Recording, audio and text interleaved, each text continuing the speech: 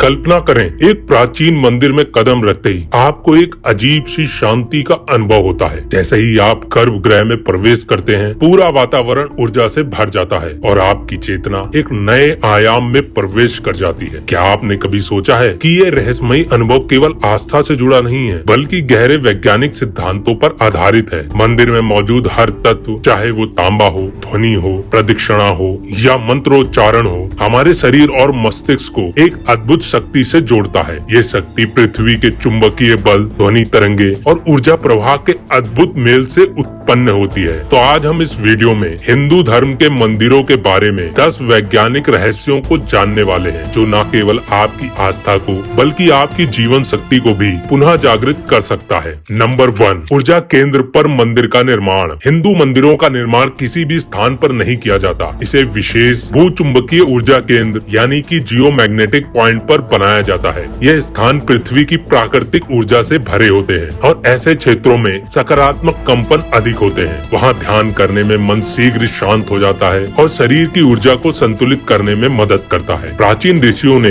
ये ज्ञान ज्योतिष और खगोल विज्ञान से प्राप्त किया था। ये स्थान व्यक्ति के चक्रों को सकारात्मक रूप से सक्रिय करता है और मंदिर की संरचना भी इसमें एक महत्वपूर्ण योगदान देती है। यही कारण है कि मंदिर में प्रवेश करते ही शांति का अनुभव होता है। पूजा और साधना का असर ऐसे स्थानों पर कई गुना बढ़ जाता है। ये केवल धार्मिक स्थल ही नहीं, बल्कि सकारात्मक ऊर्जा और सकारात्मक स्पंदनों का केंद्र है। स्थान की वैज्ञानिकता मंदिर को शक्ति स्थल बनाती है। मंदिर का स्थान वास्तु पुरुष मंडल के अनुसार तय होता है। इससे मानसिक, शारीरिक और आध्यात्मिक संतुलन मिलता है। नंबर 2, गर्भगृह के नीचे तांबे की प्लेट। मंदिर के गर्भगृह को ऊर्जा का मूल स्रोत माना जाता है। यहाँ मूर्ति के नीचे विशेष तांबे की प्लेट रखी जाती है। इस प्लेट पर यंत्र और वैदिक मंत्र अंकित होते हैं। तांबा ऊर्जा को संचित और प्रवाहित करने वाला धातु माना जाता है। पृथ्वी से निकलने वाली ऊर्जा को यह ऊर्ध्वगामी करता है। ये ऊर्जा मंदिर में रहने वाली व्यक्ति तक पहुंचती है। इससे मानसिक जागरूकता और ध्यान की शक्ति बढ़ती है। मंत्रों की ध्वनि कंपन भी प्लेट द्वारा संचित होती है। यह प्लेट गर्भगृह को ऊर्जा का फोकस पॉइंट बनाती है। साधक को इससे उच्च आध्यात्मिक अनुभव होते हैं। यह स्थान एक प्रकार के ऊर्जा ट्रांसफार्मर जैसा काम करती है। प्राचीन शिल्प शास्त्र में इसका विस्तृत वर्णन है। यह वैदिक तकनीक और आध्यात्मिकता का मेल है। मूर्ति में भी इस ऊर्जा को धारण करने की क्षमता होती है। यही कारण है कि मूर्ति केवल पत्थर ही नहीं, बल्कि ऊर्जा का केंद्र भी होती है। नंबर 3, दीपक और धूप का महत्व।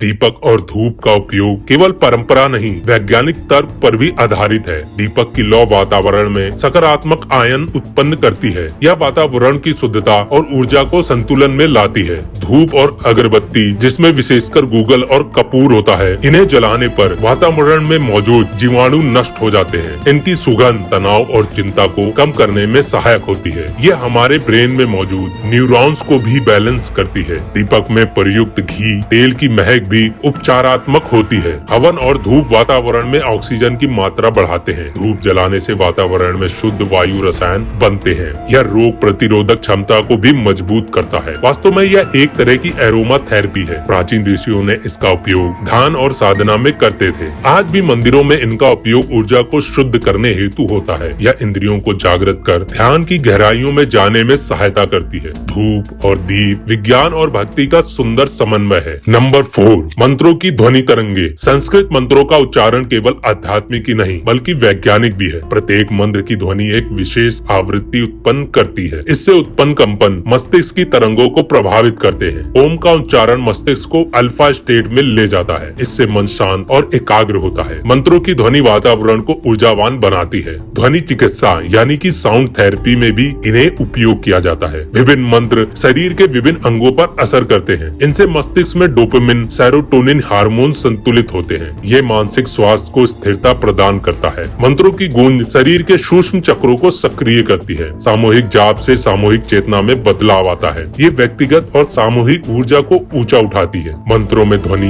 भावना और अर्थ का अद्भुत मेल है। मंत्रों का जाप करने से हमारी बॉडी की फ्रीक्वेंसी हायर लेवल तक पहुंच जाती है। यह विज्ञान, योग और अध्यात्म का त्रिकोणीय संयोजन है। नंबर 5, प्रदक्षिणा यानी कि मूर्ति के चारों ओर घूमना। प्रदक्षिणा करना मंदिर में एक महत्वपूर्ण क्रिया मानी जाती है। यह मूर्ति के चारों ओर दक्षिणावर्त दिशा में घूमने की परंपरा है। यह दिशा पृथ्वी की घूर्णन दिशा के अनुरूप होती है। इससे शरीर और ब्रह्मांड ब्रह्मांड की ऊर्जा एक समान बहती है। प्रदक्षिणा करते समय ध्यान और भक्ति केंद्रित रहती है। यहाँ घूमना एक प्रकार से चलता हुआ ध्यान यानी कि वॉकिंग मेडिटेशन है। मंदिर की ऊर्जा चारों ओर फैलती है जिससे हम आत्मसात करते हैं। ये शरीर के ऊर्जा चक्रों को सक्रिय करता है। घूमने में रक्त संचार और पाचन तंत्र भी सुधरता है और नंगे पैर चलने में तलवों में एक्यूप्रेशर बिंदुओं पर दबाव पड़ता है जो हमारे स्वास्थ्य के लिए और आध्यात्मिक उन्नति के लिए लाभदायक होते हैं। हर प्रदक्षिणा शरीर और मन में ऊर्जा भरती है। यह विनम्रता, समर्पण और श्रद्धा का भी प्रतीक होती है। प्रदक्षिणा करते हुए मंत्र जाप और ध्यान प्रभाव को और बढ़ाता है। यह क्रिया भक्त के ईश्वर की ओर अधिक समर्पित होने में सहायता करती है।